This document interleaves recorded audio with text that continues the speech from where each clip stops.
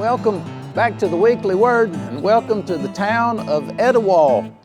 I've lived around here most of my life on and off, but I just recently read that the word Etowah was a Creek Indian word that meant town appropriately. Let's take a little trip and go around and look at some of the old historic buildings here in town. We've stopped by the Rotary Park first of all, just to look at this little mural that somebody's put up here. And we're going to go see what some of these other old history buildings are we've got around. Here's one of the many historic buildings here in Etowah, the old Carnegie Library, built in 1915, still in use today.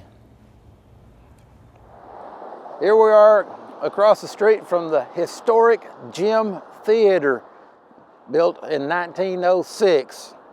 When I was a kid, I used to go there and see the movies back in the 60s all the time. I remember seeing an Elvis double feature there. I saw Speedway and Spin Out.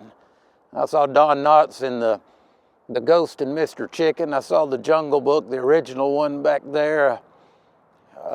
Disney's Robinson Crusoe. I just keep going. All the movies that I saw was here. It was the Martin Theater, they called it in the 60s. Originally the Gym, now it's called the Gym once again.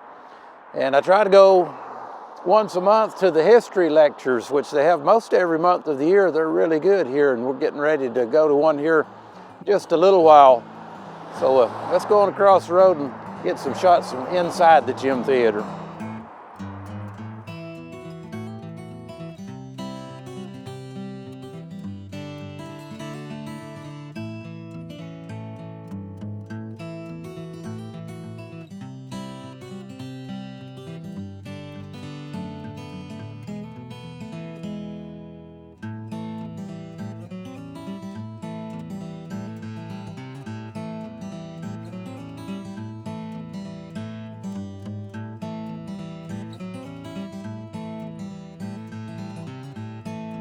Hey, we'll finish up here at what I think is the crown jewel of Etowah, the old historic depot, built in 1906.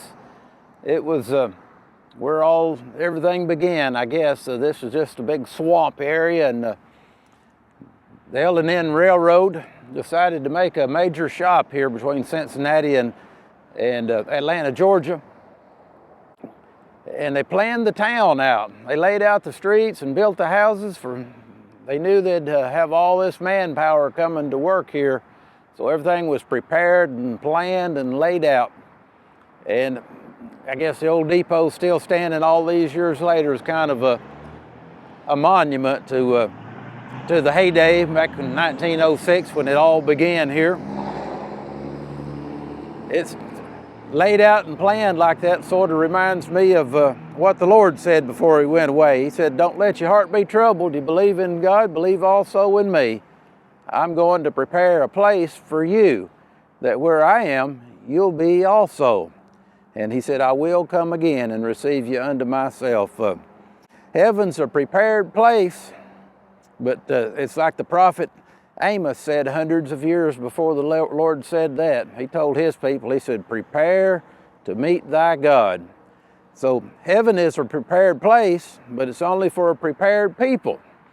And there's only one way to prepare, and that's to go to the cross of Christ and trust what Jesus did for you. He lived and died and rose again for you. And if you put your trust in the gospel story that I just shared with you in a nutshell there, then you can be prepared for the place that Jesus is preparing for his people. See you next week on the Weekly Word, Lord willing.